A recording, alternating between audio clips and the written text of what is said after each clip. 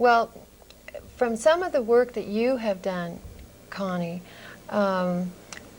creating these forms for ancient wisdom to come forward into contemporary culture, and some of our discussions, not only previous to this show, but at other times, how does I guess VR4 would be 4 plus, yes, would be the shorthand for it. Mm-hmm. How does that relate to the work that you've been doing and some of the wisdoms, the ancient wisdoms that have been brought forth by Native Americans, for example?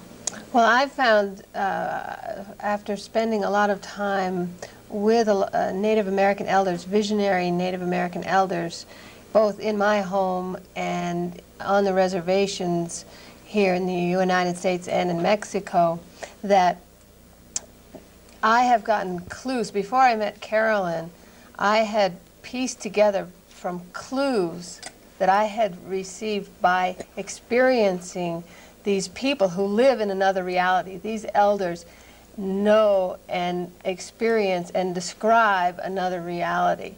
And I have spent enough time with them that I came to understand that this was real, that this reality was real. It wasn't just what's good for the Indians or what they believe, that this was real. And I made that leap several years ago from, oh, wouldn't that be nice, or isn't that lovely, to this is the true nature of the universe. And what is that reality? When they describe it, not the way she's described, not the way Carolyn's describing it from a quantum physics point of view, pluses and minuses and formulas, etc. How do they describe it? Well, they live it. They tell stories about their lives. They don't just sit around describing, this is not how the Indian does things. They just tell stories. You experience it and you get clues yourself, and then you piece it together. And that's how they teach, or that's how, and what I discovered was it's identical to what Carolyn's describing, but you just get it through clues. It's not spelled out, zoc, zoc, zoc, zoc. This is the true nature of the universe. But that's what we like. We like spirit and spirituality and divinity by numbers. I mean, that is the way America is. Well, but it doesn't. America's falling apart. And guess why? Because it's in controlled drama mode. Is that correct? Well, yes, we're definitely in controlled drama mode since 1965. And there are reasons for it. It's an electromagnetic thing. And hopefully we will be out of that and into virtual reality. We already are. In our lifetimes? Oh, absolutely. I'm talking, Great. It's supposed to end in 1997. That doesn't mean the end of the world by any means. It means the system, as it was designed to operate, will be available for each of us to operate, and you'll love it. It's really And you're talking about the eloquent system of how the universe truly operates on an energetics level, because all is energy. Everything is energy. Also on a practical level for human beings who are trying to effect a result. And if they are trying to get anything done in CD mode, you might as well give it up. You're going to use up all your energy, and it won't happen. Mm-hmm. Things only get created that are created by 2 or more beings in virtual reality. That's what the reality is. Mm-hmm. And so CD mode is a simulation, exactly like a pilot sitting in a simulator learning to fly the new 777. And if he misses the controls, in some way there are no people involved because it's not a real plane. So CD mode is simulated reality, mm-hmm. and lizard mode is actual reality? Projected. Projected. Projected. It's like a movie mm-hmm. on a screen. Mm-hmm. 2 dimensions only, and CD mode is 3 dimensions. Mm-hmm. Notable for the absence of any humor in CD mode. There is no humor in CD mode. And the virtual reality has all the humor, all the fun, all the connectedness, all the love, and instant satisfaction of your desires. Mm. And oneness, unity, oneness, wholeness, health, and oneness. Mm. And that's truly true. That's certainly true of where the ancient lessons are coming from as well. Sandy, what about you? As I understand it, you've been here in the Valley, like I said in the opening remarks, for 25 years, and you've raised 3 children, Mm-hmm. 3 children, and I've been to your home, and it is a haven. It is absolutely wonderful. It's a beautiful house, a little like a cabin, but not quite like a cabin, with a wonderful energy in it. And you walk through the door of this woman's house, and you are immediately taken to another reality, because there is a great deal of peace, love, unconditional love, acceptance of whoever walks across her threshold.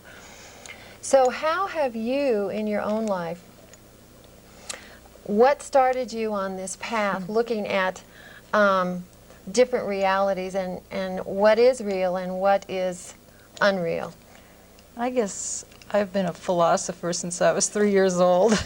It's just really my nature. I love to think, and I love to explore the world in the sense of ideas.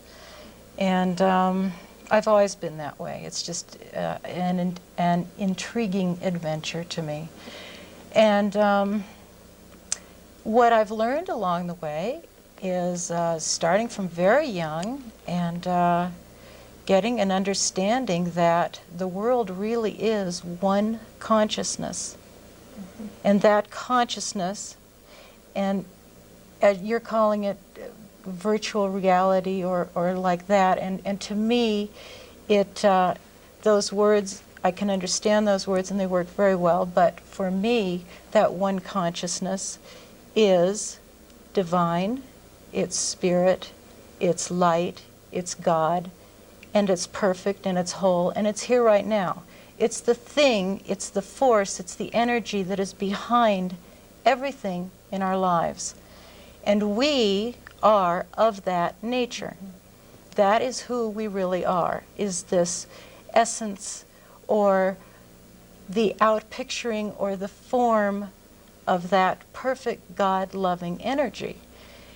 And when you really grasp that and then begin to live it, actually live it, it's like there was a friend of mine said, you don't get there, you don't get there by trying to get there, you have to be there. You have to be there. Mm-hmm. And so it's a recognition of our truest identity and our real identity. And we have been sort of like in a fog or an illusion or a dream of thinking that we are all these little separate people and all these little separate identities with a little me sense to have to protect and have to hoard for and have to be selfish with, and everything is based on fear when we think we're separate from everything. But when we understand we are the awareness, the perfect awareness going on right here, right now, not someday, not to get to, not a process, we are it right now. And when we accept that and live it, then it's as if maybe you don't literally see your world change, but you change within yourself. You change in your heart. You change in your being. There's a strength. There's a confidence. There's a love. There's an energy, a vitality that can do and say and be and create from a selfless awareness.